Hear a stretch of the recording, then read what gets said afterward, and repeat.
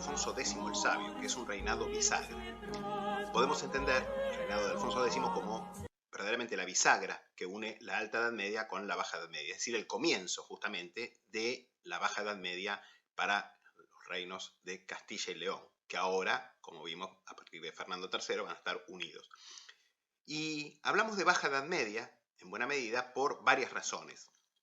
Queda clarísimo que el reinado de Alfonso X es justamente el inicio de la Baja Edad Media. En primer lugar, porque la tarea de la reconquista, para el momento del ascenso al trono de Alfonso X, ya va a estar prácticamente liquidada. Y los restantes reinos, que van a ser las taifas almohades, es decir, los estados sucesores de los almohades de Murcia y del Emirato de Granada, van a ser vasallos nominales del reino de Castilla, es decir, van a pagarle parias, con lo cual ya la reconquista está terminada. También porque el reinado de Alfonso X marca la unión política de los reinos de Castilla y León. Hasta ahora hablábamos de Reino de León y Reino de Castilla. Bueno, a partir de ahora hablamos de Reino de Castilla y León, porque justamente podemos entender que la unión política se va a dar con Alfonso X el Sabio. Pero también, y sobre todo, lo que nos interesa a nosotros, desde el punto de vista de lo monetario. Porque como ya decimos muchas veces a lo largo de este seminario, el periodo para nosotros, desde el punto de vista de la numismática, de la Alta Edad Media, se caracteriza por lo que es la era del denario, ¿sí? Que en España podríamos decir la era del dinero. Y a partir de ahora se va a dar la introducción de especies múltiples del dinero, que es lo que caracteriza justamente a la Baja Edad Media.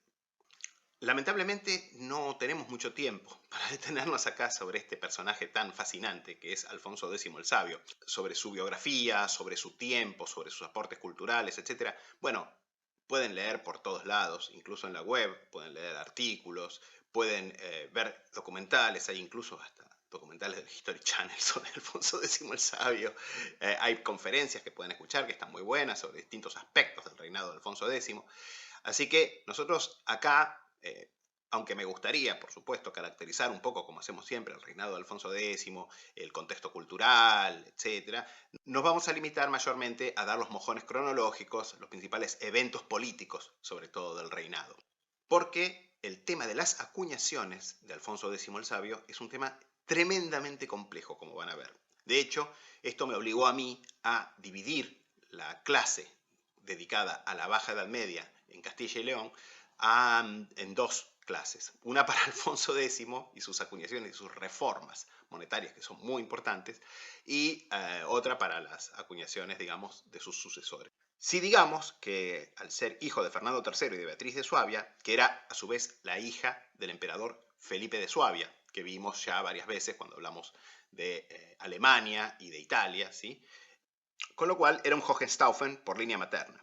Digamos también que el propio emperador Federico II Hohenstaufen, Stupor Mundi, este personaje tan excepcional que ya comentamos sobre todo cuando hablamos del reino de Sicilia, va a ser su tutor. Y seguramente va a ser Federico II el que le va a transmitir mucho de esa fascinación, de esa curiosidad por la cultura, que justamente es algo que tienen en común estos dos grandes reyes.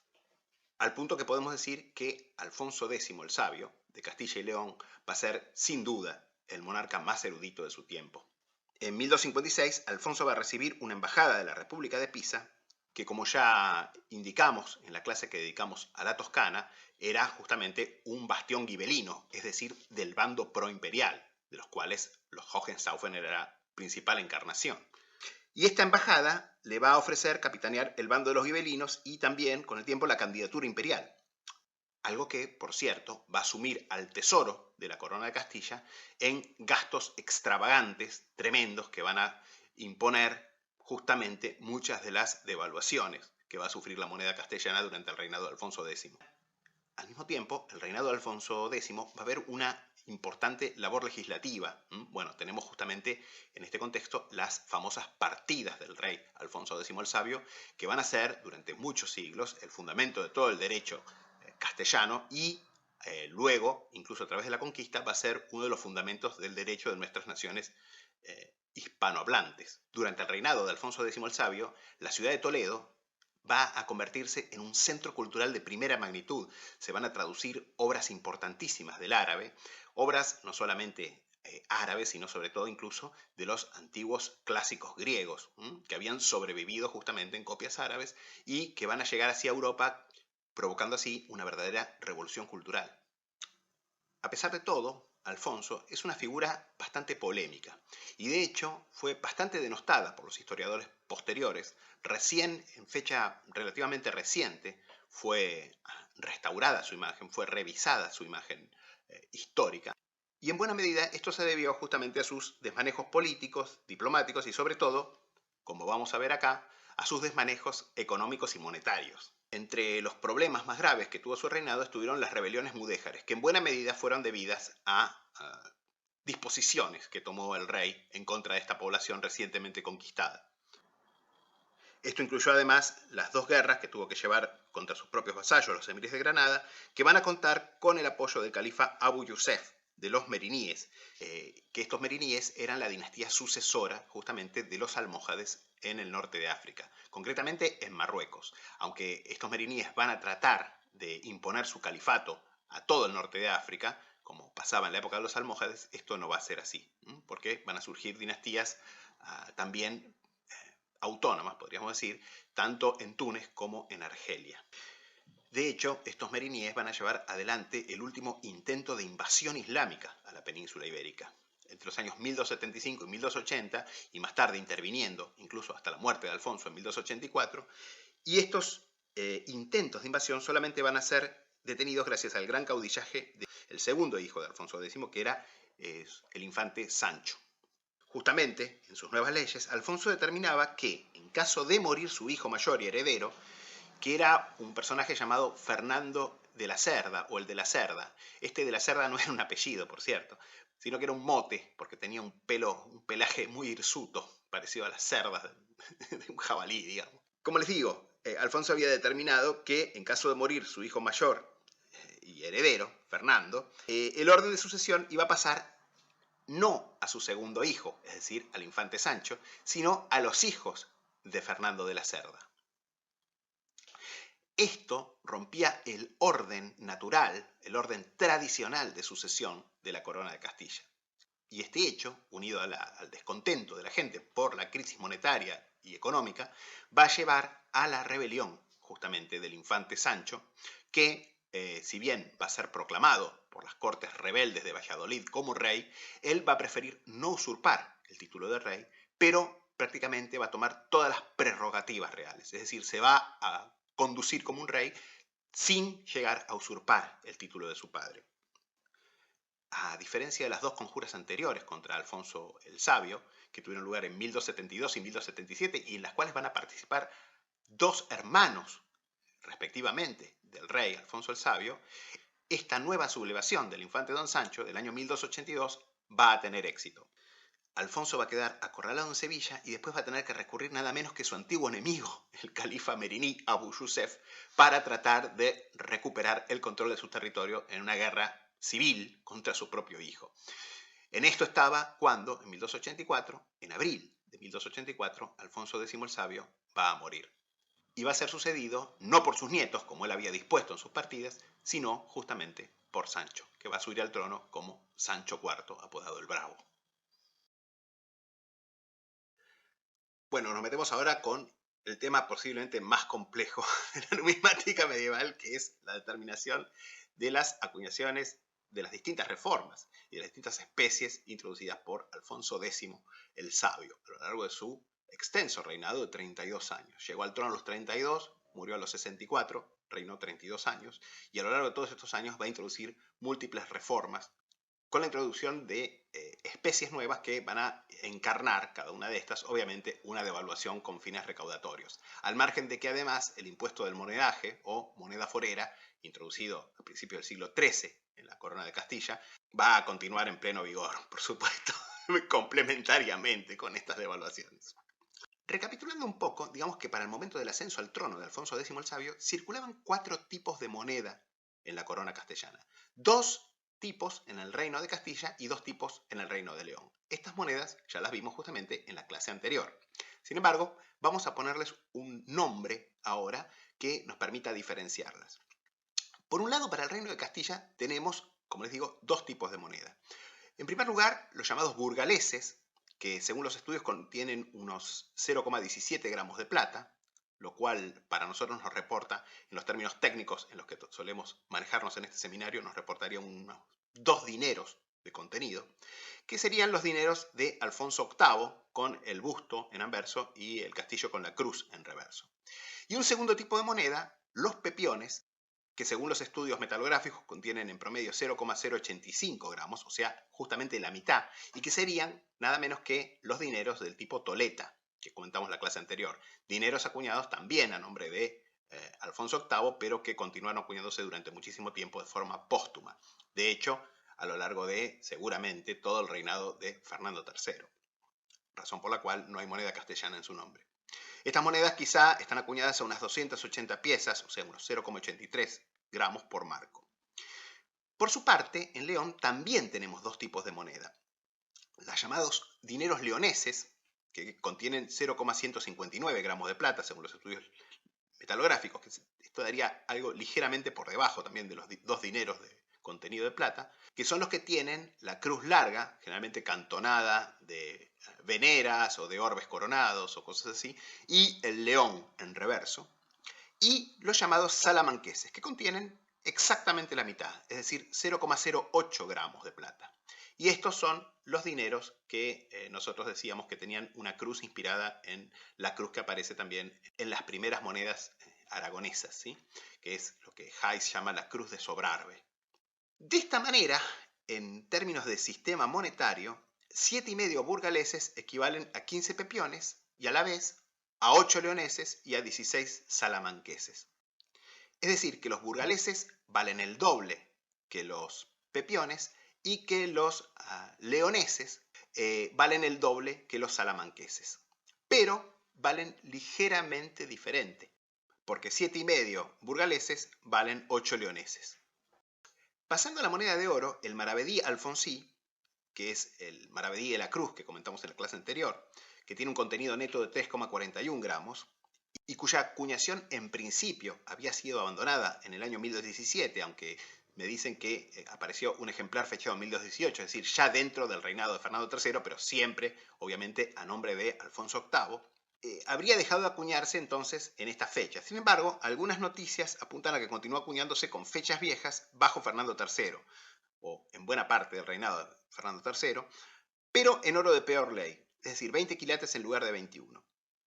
Sin embargo, mayormente, a fines del reinado de Fernando III, esta moneda había pasado a ser ya una moneda de cuenta, equivalente a 5 sueldos, es decir, 60 dineros burgaleses o 120 pepiones.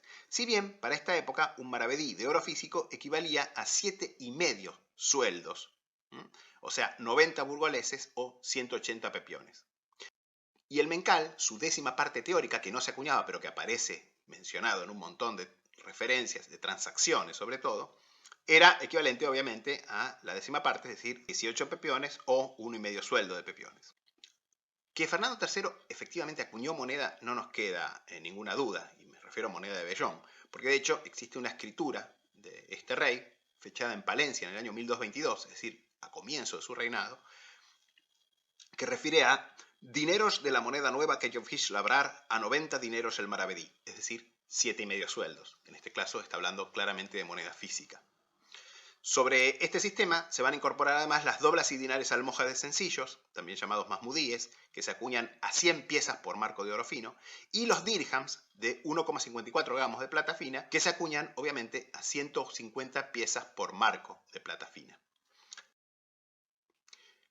Estos últimos además resultan una pieza muy conveniente desde el punto de vista del sistema monetario, porque además de que 15 exactamente equivalen a un maravedí alfonsí, valen exactamente un sueldo, es decir, 12 pepiones. Durante su reinado, Alfonso X va a proceder a la unificación tanto política como monetaria de los reinos de Castilla y León. Y esto se va a manifestar en el punto de vista monetario, tanto desde el punto de vista del sistema monetario, es decir, los reinos de Castilla y León, que hasta entonces habían tenido sistemas independientes monetarios, o sea, cada reino su propia moneda, van a pasar a tener una única unidad monetaria, pero además se va a proceder a la unificación tipológica de las monedas de ambos reinos. Si Fernando III es el primer rey que en sus sellos reales va a conjugar los emblemas de Castilla y León, tanto combinándolos en anverso y en reverso como bajo la forma del llamado cuartelado castellano-leonés, Alfonso X lo va a hacer también, no solo en los sellos, sino ya también en las monedas.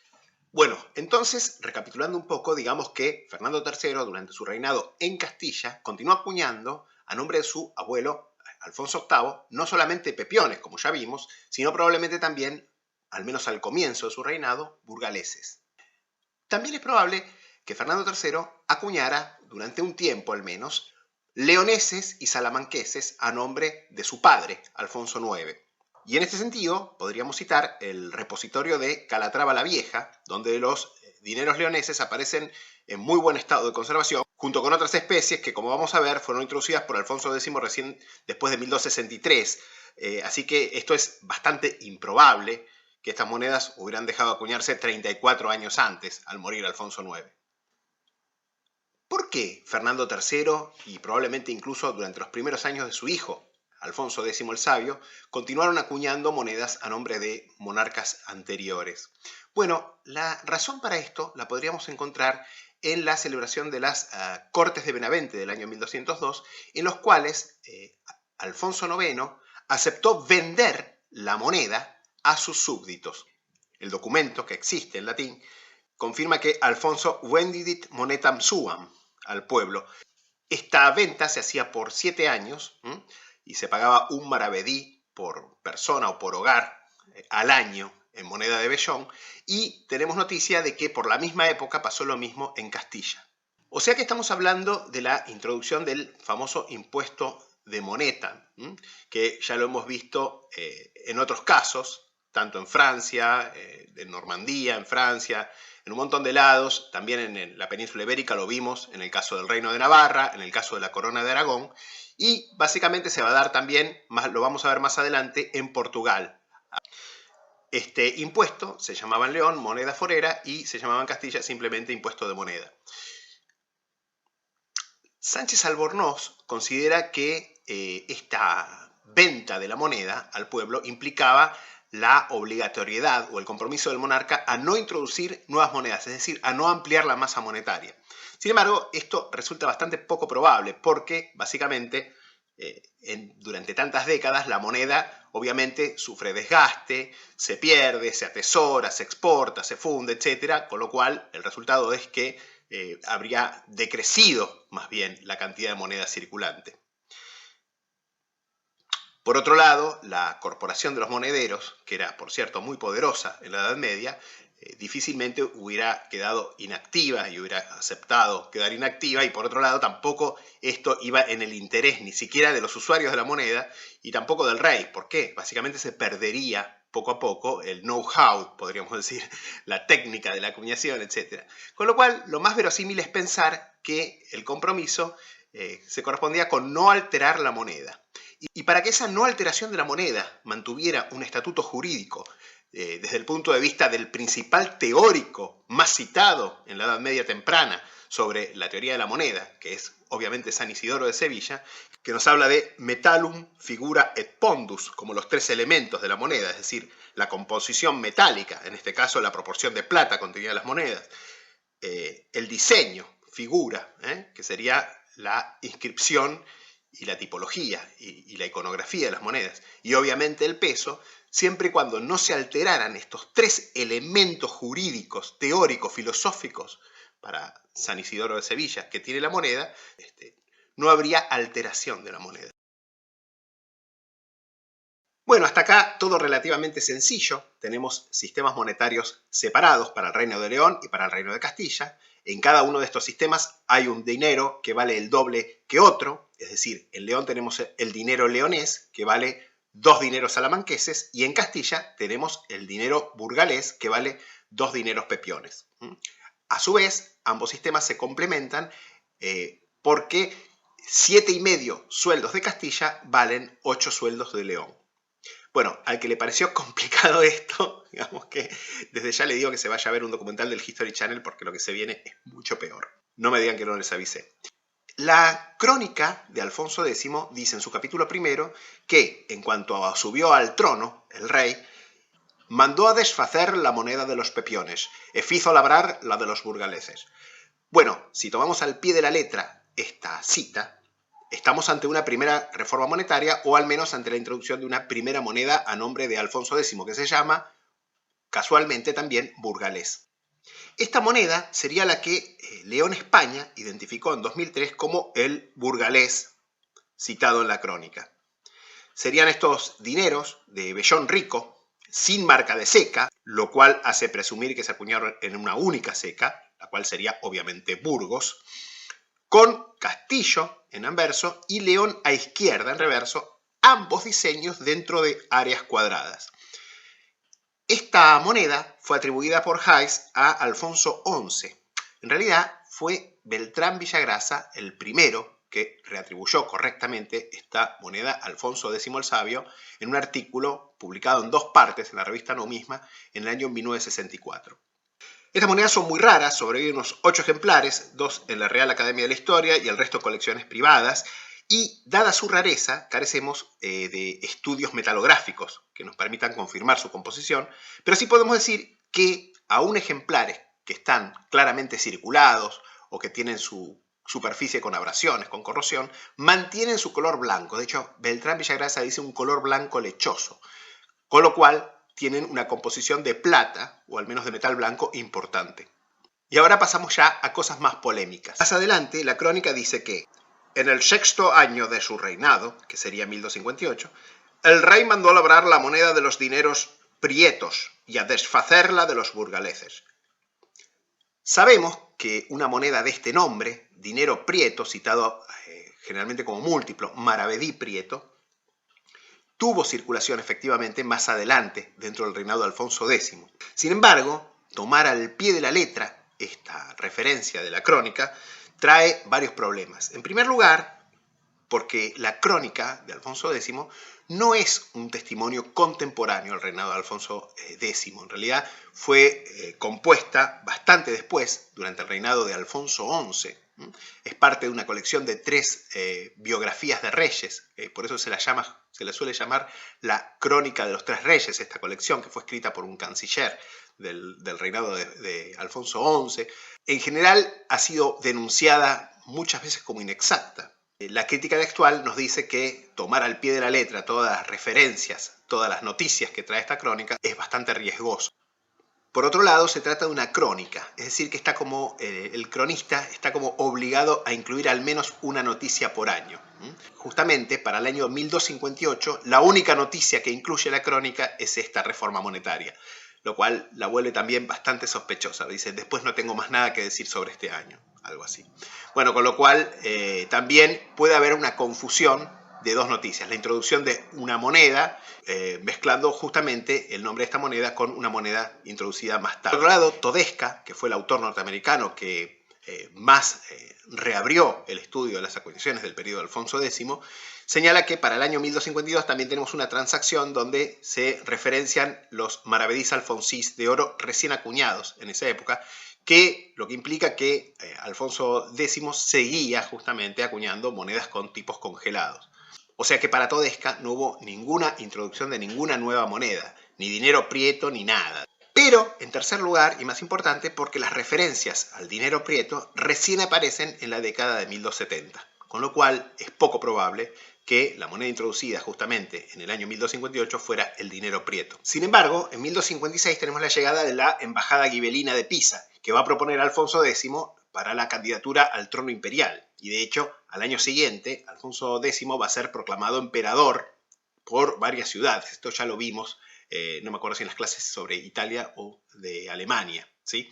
Con lo cual, esto podría ser efectivamente el disparador para que al año siguiente hubiera una primera emisión ya, podríamos decir, devaluada, coincidiendo, digamos, con la noticia de la crónica, que da una emisión para el año 1258.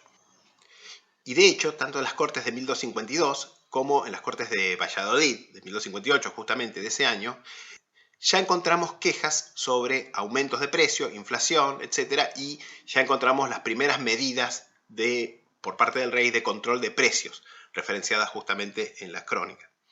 Esto, por otro lado, además muestra que es poco probable que no se hubiera emitido ningún tipo de moneda. De hecho, Collantes señala que los pepiones póstumos a nombre de Alfonso VIII muestran una caída importante de la composición metálica, del contenido de plata, en torno a la mitad, que pasan de un 8 o 10% a un 5 o 4%. También es probable que en las Cortes de 1258 se fijara por primera vez el doble impuesto de moneta.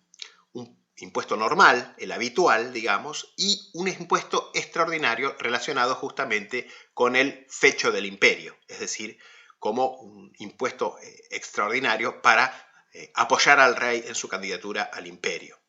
La consecuencia principal de esto va a ser que en adelante, a partir de acá, Alfonso X e incluso sus sucesores ya no van a considerar el impuesto de moneda como vinculante a la hora de impedirle emitir nuevas emisiones de moneda quebrada, es decir, devaluada.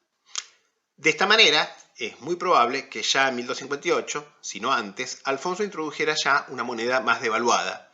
Y esta moneda sería la que Roma Valdés llama moneda negra.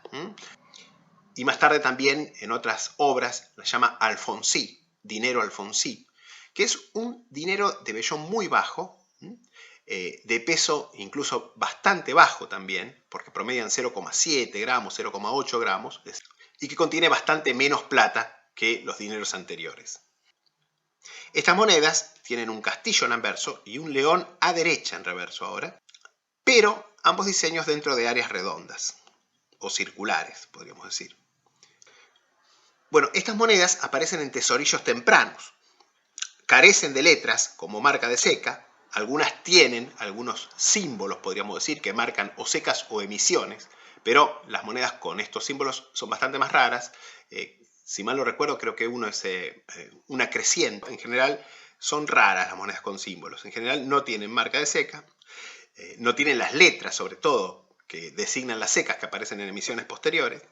Y además, como también vamos a ver, más tarde fueron reutilizadas como cospeles para la siguiente emisión, todo lo cual apuntaría al hecho que son emisiones tempranas.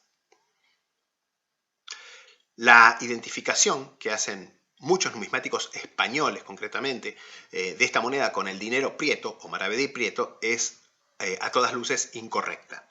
Porque el dinero prieto, como bien se sabe, era una moneda que, vamos a ver, tenía un contenido alto de plata, mientras que estas monedas, según, por ejemplo, un análisis realizado por Roma en el año 2000, tienen un contenido promedio de 10,2% de plata nada más. Es decir, son monedas de vellón, bastante bajo, por cierto. Y además, sabemos que el dinero prieto recibe este nombre porque no era emblanquecido, mientras que estas monedas claramente, los ejemplares en alto grado de conservación, sin circular o excelente, muestran restos del plateado.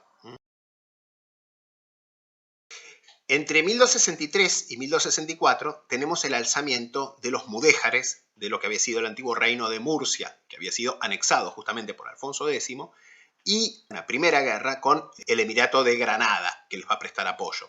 También vasallo en principio del reino de Castilla.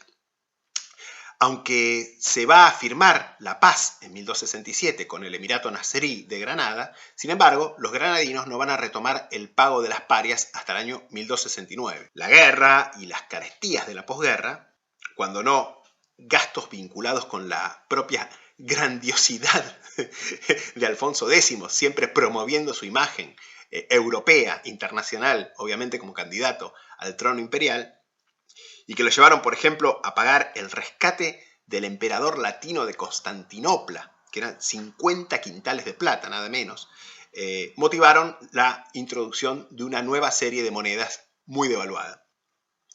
Como dice la propia crónica del rey Alfonso X, como quier que esto fue gran su buena fama del rey don Alfonso en las otras tierras, pero esto y otras cosas a tales que este rey fizo trouxeron gran empobrecimiento en los reinos de Castilla y de León. De esta manera, Alfonso X se va a ver obligado a lanzar una emisión devaluada de monedas.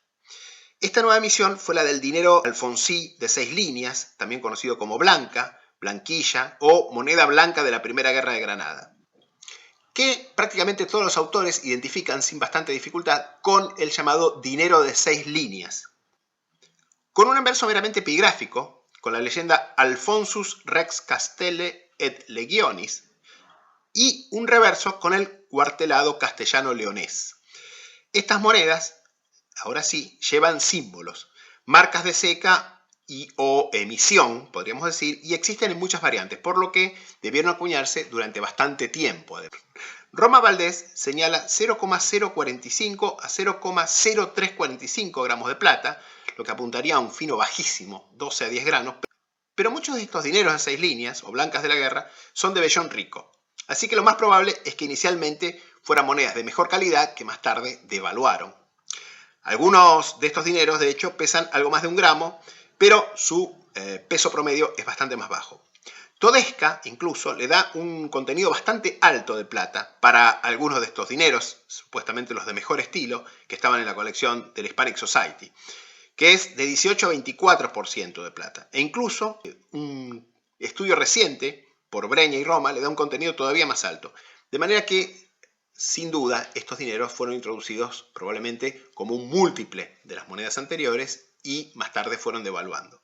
De hecho, fíjense que para esta serie existen también meajas o óbolos, es decir, medios dineros, que en general suelen estar acuñados en buen estilo y con bastante contenido de plata. De hecho, yo les voy a mostrar uno de mi colección. De hecho, un único documento citado por Argüello revela el contenido fino de estas monedas, que es dado como 3 menos pujeza. Pujeza era 1/4 de dinero, así que esto equivale a 2 3/4 dinero de contenido fino de plata, unas 229 milésimas. Sin embargo, estas monedas claramente, como les digo, fueron devaluadas más tarde, lo que va a causar, por cierto, gran descontento entre la población y va a forzar al rey a introducir medidas mucho más drásticas.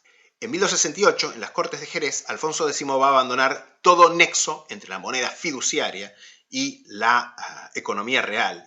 Va a fijar un montón de precios máximos, se van a restringir las exportaciones de productos estratégicos. Le pregunto a mis alumnos y a quienes miran esta clase desde Argentina si todas estas cosas no les suenan. Y se va a fijar también el valor de las especies de metal precioso.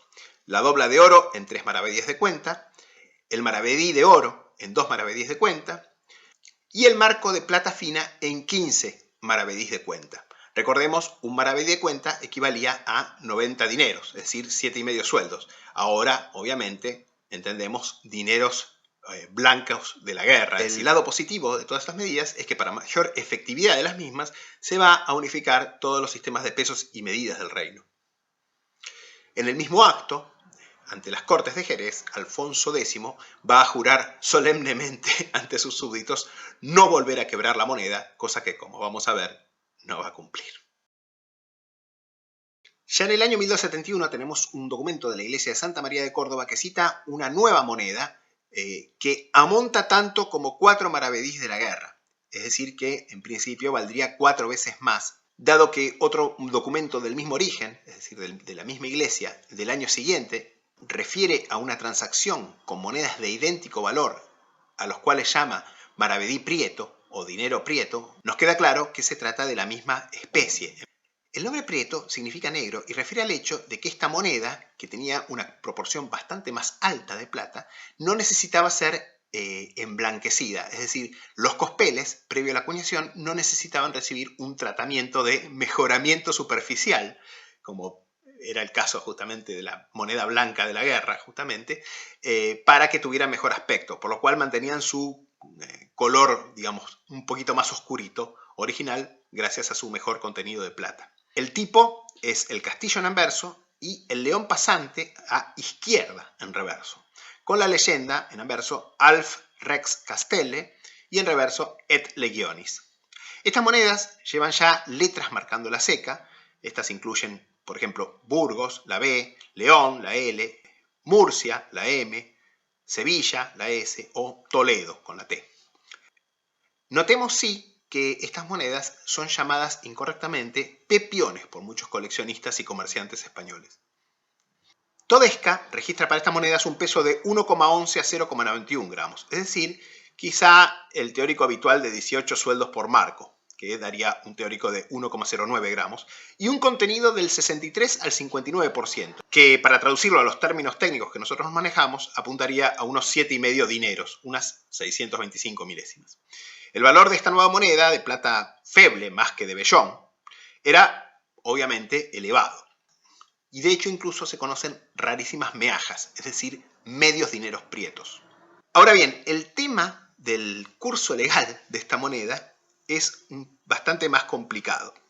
Según vimos, las transacciones citadas daban un valor de 4-1 respecto de la blanca de la guerra, lo cual era coherente con su contenido fino. Sin embargo, o bien más tarde se elevó el curso a 6, o bien su curso original ya era 6, que esto es lo más probable, que Alfonso X pretendiera obviamente ganar emitiendo esta nueva moneda, por lo cual su curso original seguramente era 6, o sea, esta moneda era un seisén o una pieza de 6 dineros. Indudablemente, a esto va a seguir una nueva devaluación de la moneda blanca de la guerra, al punto que su valor va a quedar equiparada con las monedas acuñadas anteriormente, sobre todo la moneda negra, es decir, lo que Roma Valdés llama el dinero alfonsí, de vellón bajo. Porque concretamente estos dineros alfonsíes, con el castillo y el león, van a ser usados como cospeles para ser reacuñados como monedas blancas de la guerra.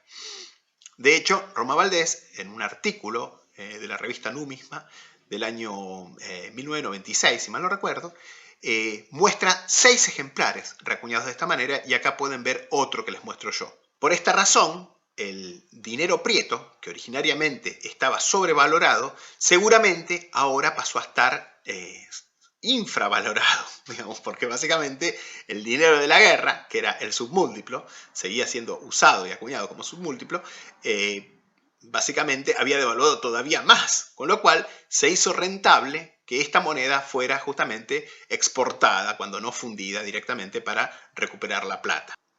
Con lo cual fracasó y obviamente Alfonso X va a tener que dejar de acuñarla. Nos vamos a mayo del año 1277 y ese año varios nobles de la corte de Alfonso X van a dirigir una carta al Papa pidiendo al sumo pontífice que excuse al rey del juramento prestado de no volver a quebrar la moneda. Bueno, ya se imaginan a qué apunta todo esto. No sabemos si el Papa va a responder, va a eximir al rey de esta promesa, que obviamente se justifica en buena medida con la nueva guerra contra el Emirato Nasrí de Granada y una invasión por parte del califato meriní desde Marruecos. Pero sí sabemos que en el otoño, en el marco de esta nueva guerra contra Granada y sus aliados meriníes, se va a introducir una nueva especie, citada en los documentos como moneda blanca nueva o blanca de la Segunda Guerra. Bueno, estas monedas, que se cree que son las que mostramos acá, con un contenido que Todesca cita como variable entre el 42 y el 46% de plata, y con un peso que en los ejemplares revisados por él va de 0,78 a 0,65 gramos, pero que en general hay monedas más pesadas. De modo que vamos a ver que el teórico debería ser más alto. Tiene el castillo y el león en orlas polilobuladas ahora. Estas monedas además son anónimas porque tienen la leyenda Moneta Castelle et Legionis, que es también una de las formas en las que se la cita esta moneda. La talla, como les digo, parece apuntar más bien a 24 sueldos por marco de plata, o sea, unos 0,81 gramos.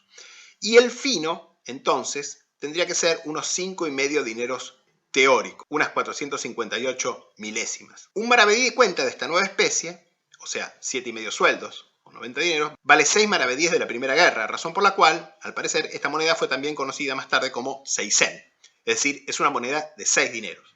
Es decir, que tenía el mismo curso legal que el prieto. Pero, al ser algo más liviana y de plata menos fina, digamos, o con menor contenido de plata, resulta en un contenido neto de plata de la mitad que el prieto, es decir, que implicó una devaluación del 50% con respecto a la emisión anterior.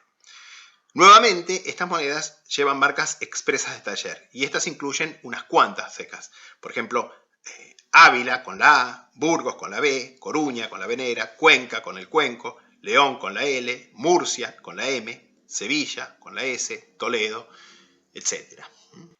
En 1281, Alfonso X celebra nuevamente cortes en Sevilla y la crónica cuenta: «Des que los tuvo todos allá ayuntados, habló con ellos, y díxoles la guerra que había con los moros y cómo los tenía en buen lugar para conquerir la tierra, y que había menester catar manera para que habiesen a ver para lo poder acabar, y que hallaba que las rentas todas eran menguadas, las unas por abatimiento de la moneda, que fueron abatidas en tiempo del rey don Fernando su padre, por el gran menester que hubo con los moros, y las conquistas que fizo del reino de Sevilla, etcétera, etcétera, y otros y en lo suyo, por el gran menester que hubo en las conquistas que fizo en el reino de Niebla y en el reino de Murcia, y otros y por la gran guerra que hubo con el rey Aben Yuzaf de Marruecos, que pasó acá, y por esto que la manera que hallaba, etcétera, etcétera, era deshacer monedas, una de plata y otra de cobre, porque andasen todas las mercaderías grandes y pequeñas, etcétera, etcétera». Bueno, esta confusa noticia probablemente implicó la introducción de unos pequeños dinerillos que han sido referenciados reiteradamente como moneditas de cobre, que de hecho son de cobre o más bien de vellón muy bajo, que se caracterizan por ser también anónimas, porque dicen Castelle Legionis, y por tener los diseños del castillo y de León nuevamente en áreas cuadradas. Roma cree que estas moneditas fueron lo que más tarde se llamó pujesas, pero probablemente su valor inicial fue un dinero, es decir, un sexto del seiscén. Es decir, sería una emisión complementaria con la blanca de la Segunda Guerra, polilobulada, también llamada más tarde seiscén. De haber sido así, su valor fiduciario debió ser, por cierto, bastante alto. No sorprende que estas monedas motivaran quejas en tiempos de la rebelión de su hijo, el infante Sancho, al cual las gentes pidieron en las cortes rebeldes de Valladolid que estas monedas fueran retiradas de la circulación y que se volviera a acuñar los burgaleses, los pepiones, los leoneses y los salamanqueses, como los que corrían en tiempos de su abuelo Fernando III. Respecto justamente de la rebelión del infante Sancho, nos metemos todavía en una cuestión más complicada. Como recordarán, en la clase anterior dijimos que la bibliografía tradicional, sobre todo basada en Hayes, atribuye las monedas anónimas que tienen tipos similares, si bien no idénticos, a las monedas, a los leoneses y salamanqueses acuñados por Alfonso IX para el Reino de León, que estas monedas serían atribuibles al reinado de Fernando III, o que la bibliografía tradicional, mejor dicho, atribuye estas monedas al reinado de Fernando III, que habría mantenido más o menos la tipología y la metrología de las monedas de su padre en las secas leonesas, pero acuñándolas anónimamente. En verdad, no hay motivo para el cual Fernando III acuñara anónimamente. Lo más probable es que, si continúa acuñando los tipos de su padre, lo hiciera a nombre de su padre.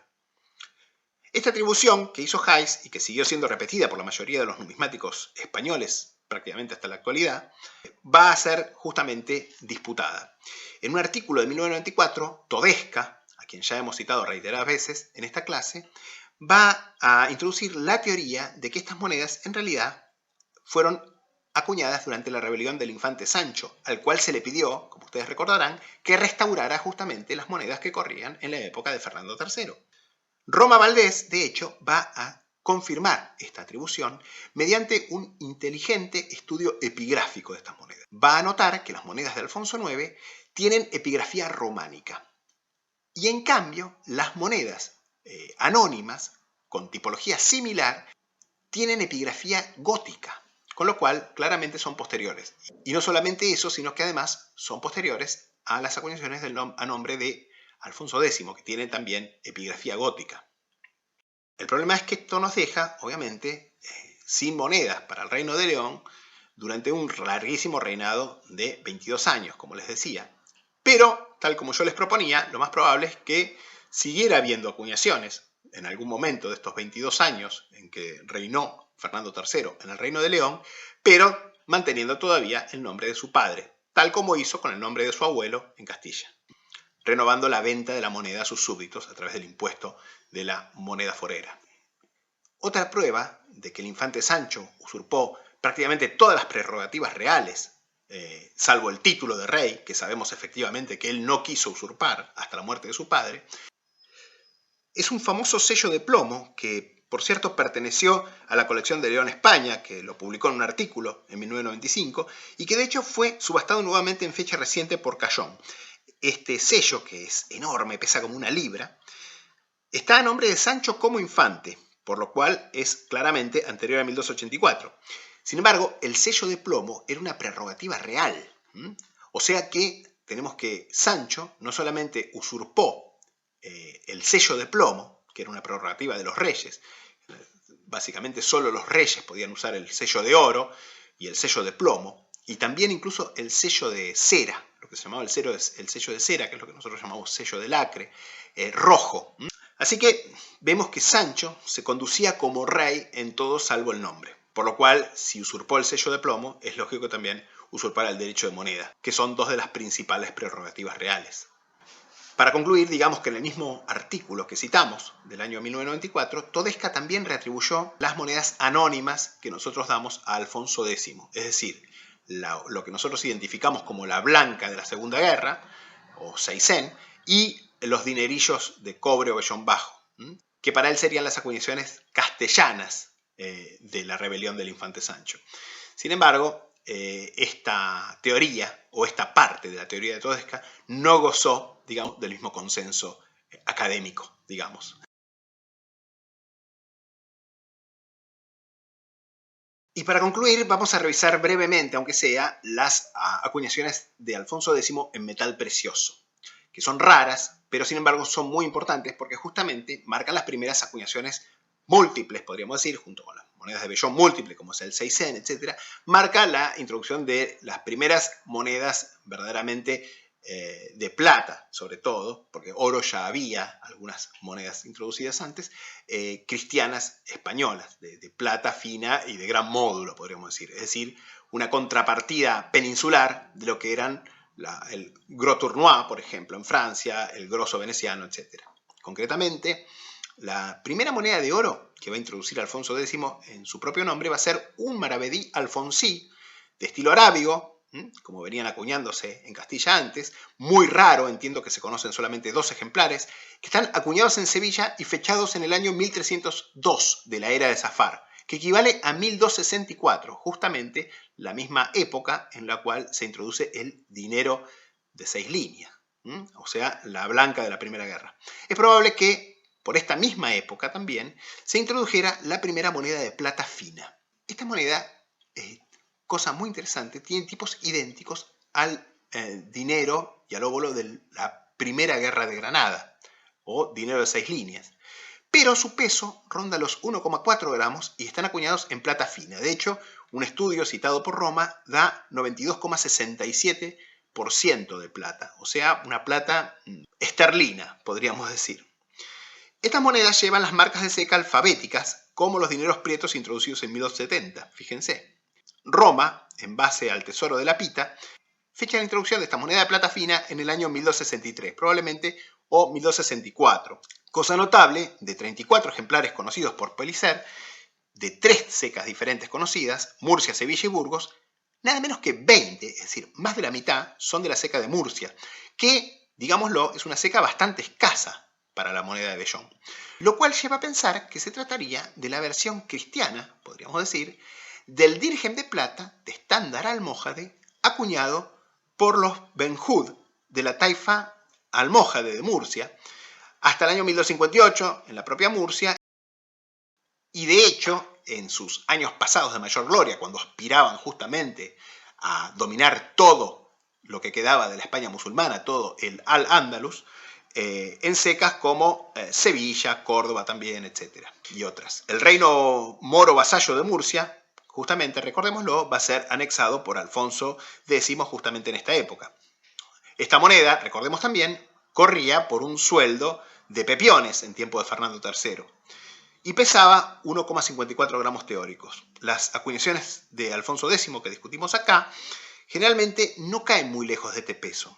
En general, los ejemplares registrados promedian 1,36 a 1,40 gramos.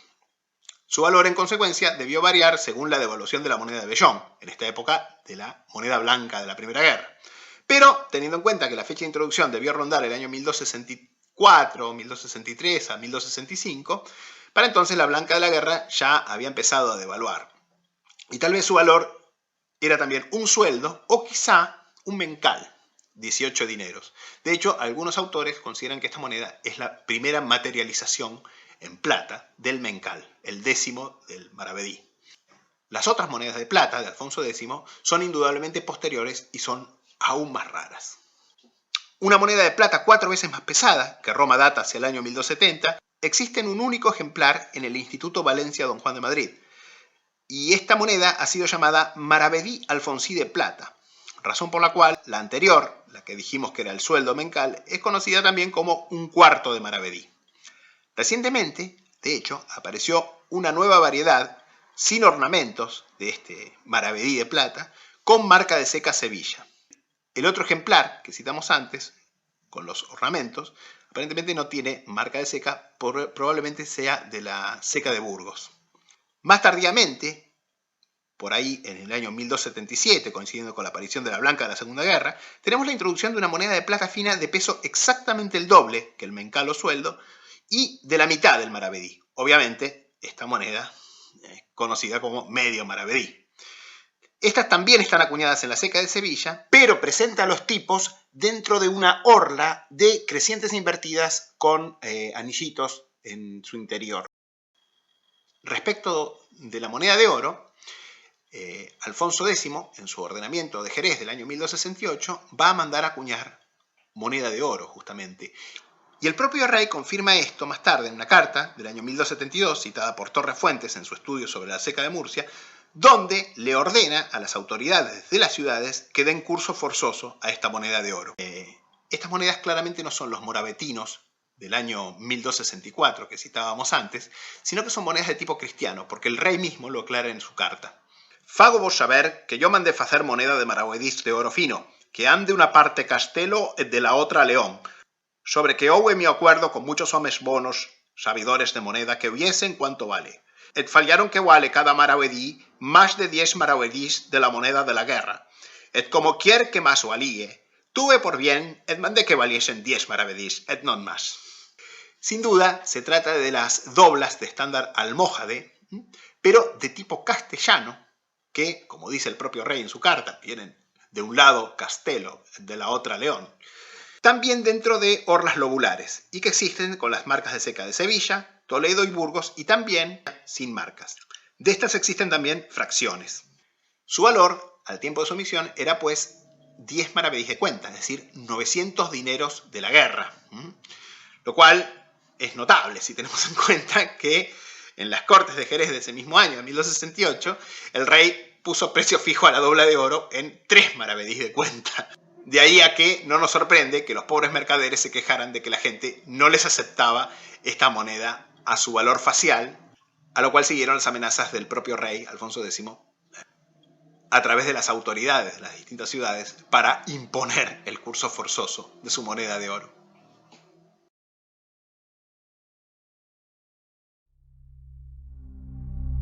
Bueno, antes de pasar a ver las monedas de Alfonso X el Sabio, vamos a ver una moneda de Al-Ándalus, como solemos hacer, una moneda islámica, una moneda mora de España, que en buena medida es el antecedente, como ya dijimos, de una de las emisiones de Alfonso X.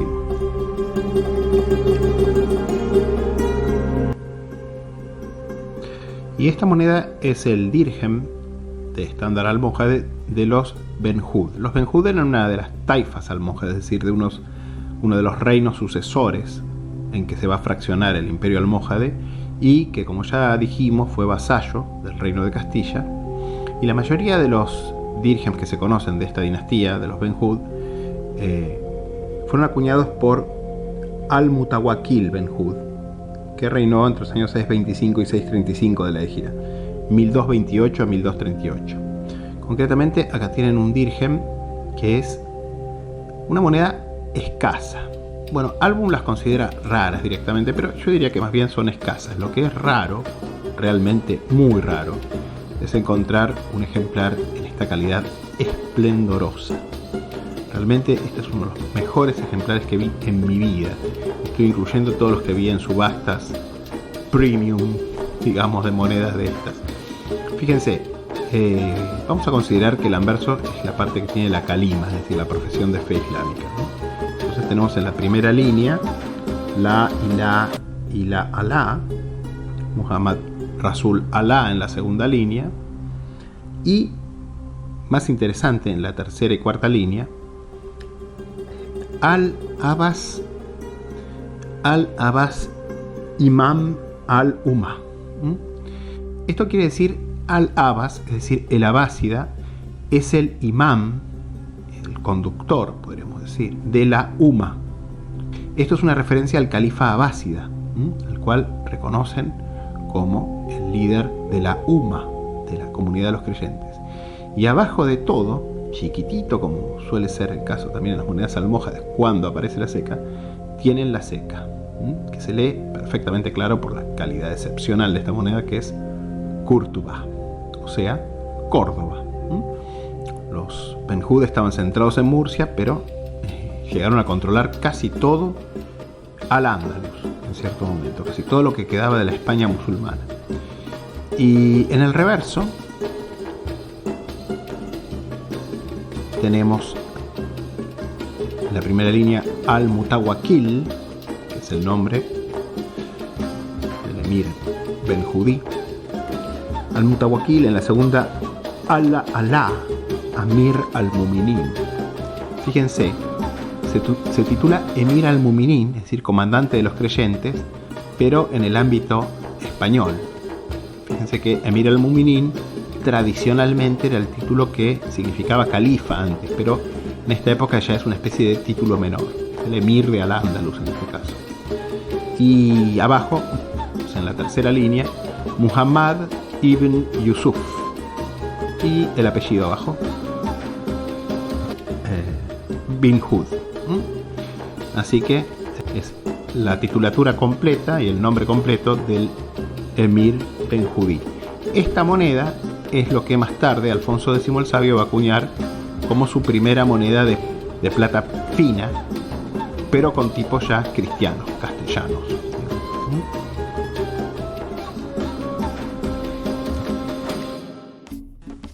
Y ahora vamos a mirar algunas monedas meriníes.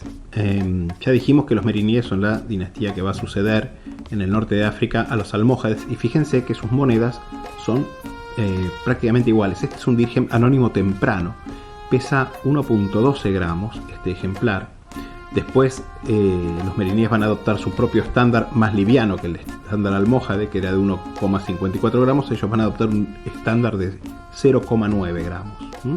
O sea, un estándar similar al quirate, pero van a seguir acuñando sus dirhem cuadrados y mayormente anónimos, mayormente copiando a los almohades, pero tienen algunas diferencias. Obviamente la mayoría de los coleccionistas amateurs, de los coleccionistas inexpertos, que además no suelen poder leer las inscripciones, suelen clasificar estas monedas como almohades, pero son diferentes. Fíjense, en anverso tenemos la misma inscripción que en los dirhems almohades, y en el reverso, fíjense, es muy fácil confundirse, dice casi igual: Alá Rabuna, Muhammad Rasuluna, Alá es nuestro Señor, Mahoma es nuestro profeta, pero abajo, recuerden que las monedas almohades decían Al-Mahdi y Mamuna. El Mahdi, o sea, Ibn Tumart, el líder sectario almohade, es nuestro imam, pero estos dicen Al-Qurán y Mamuna. O sea, el Corán es nuestro imam. ¿Sí? Bueno, y acá les muestro otros ejemplares, fíjense, de estilo diferente. Estas son posteriores, estas ya pesan 0,9 gramos, dicen exactamente lo mismo, también son anónimos. Acá ya son monedas de comienzos, a mediados del siglo XIV ya, ¿no? Meriníes, lo mismo esta, también dice lo mismo. Y fíjense que interesante, también hay medios dirhems, o sea que estas monedas pesan solamente 0,45 gramos, con las leyendas abreviadas, o sea, solamente traen 2 líneas de leyenda. Al-Amr, Kolujulila, bueno, leyenda en 2 líneas. Y ya para concluir con los meriníes, así no volvemos a esta dinastía, les muestro una moneda ya muy posterior, pero muy interesante. Esta moneda no es anónima, es una moneda muy rara, de Abu Muhammad Abd al-Haq II. 1420-1465, ya de los últimos califas meriníes, 823-869 de la Égira. Y este es un dirhem, pero ya muy liviano, 0,67 gramos, fíjense cómo fue cayendo el peso. Y esta moneda tiene una seca legible, que es Asila, una ciudad en Marruecos.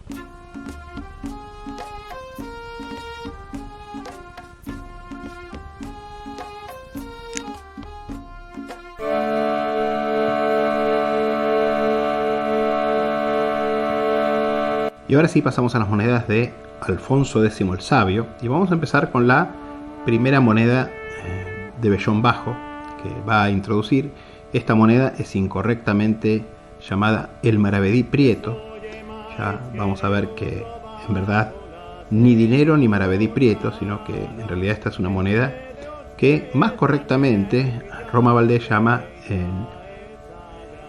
moneda negra, que es probablemente bueno, es un nombre que hace referencia a su bajo contenido de plata, porque de hecho ya sabemos que el dinero prieto era una moneda de plata baja más que de vellón, y estas son monedas que tienen menos de un 10% de plata, son un 10%.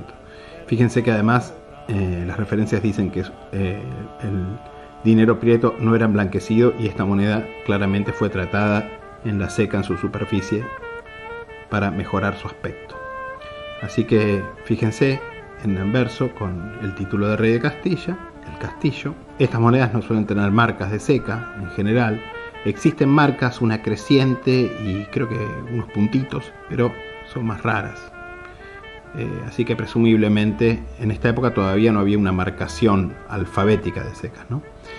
Y en el reverso, bueno, obviamente con el título de Rey de León, con el leoncito hacia la derecha. La blanca de la guerra, o dinero alfonsí de 6 líneas, o dinero blanco de la guerra, con Alfonsus Rex Castelle et Legionis en 6 líneas, lo cual es conocido también como dinero de 6 líneas. Estas monedas tienen un teórico de 1,09 gramos y unas 229 milésimas. Concretamente, este ejemplar pesa 1,05 gramos, tiene buen peso. Y fíjense, tiene su pátina. Tiene su pátina española. Y los hay también con marcas de seca. En este caso no tiene, o por lo menos no la tiene visible, pero con los castillos y los leones, el cuartelado castellano-leonés. Y acá les muestro una meaja o óbolo de la moneda de la guerra, de la blanca de la Primera Guerra de Granada. Es una moneda bastante más rara, y este ejemplar es absolutamente maravilloso, por cierto. Está muy bien acuñado, parece de plata prácticamente, es muy hermoso, tiene muy buen metal, muy buena calidad de metal. Así que esta moneda debe ser de las primeras, de ahí que todavía se acuñaran en esta época. En las primeras emisiones de la moneda de la Primera Guerra se acuñaran todavía de muy buen estilo y de buen metal. Más tarde estas monedas van a llegar a tener la misma proporción de plata que el pepión y que la moneda que veíamos recién, que la moneda negra. Pero bueno, una moneda muy bonita, por cierto. Bueno, no tenemos ningún dinero prieto, pero tenemos en cambio, para comenzar, dos blancas de la Segunda Guerra, o también conocidas más tarde como seisen. Y acá tiene el primero, por orden alfabético, de Burgos, con la letra B debajo del castillo, moneta Castelle, con el castillo en la orla polilobulada, et Legionis, con el león rampante también dentro de la orla polilobulada. Las monedas son de plata baja, o vellón rico, podríamos decir, pero no tan bueno como el dinero prieto. Y acá tienen la otra, fíjense qué linda moneda, una monedita prácticamente sin circular, que es de Toledo. Mismo diseño, misma leyenda, la única diferencia, la T debajo del castillo. Pero una moneda muy bonita y de buen peso además, 0,82 gramos, que es prácticamente lo que debería ser el peso completo teórico de estas monedas. Esta moneda todavía tiene su brillo original.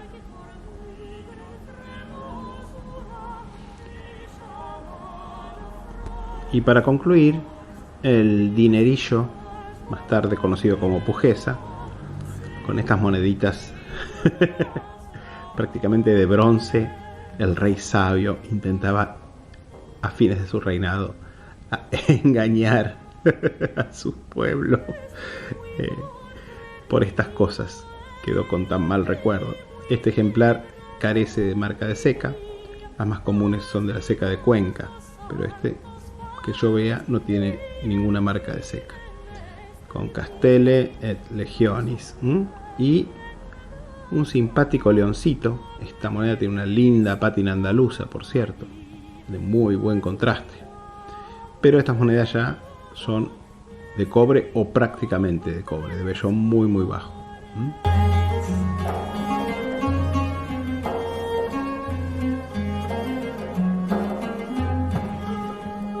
Que por muy gran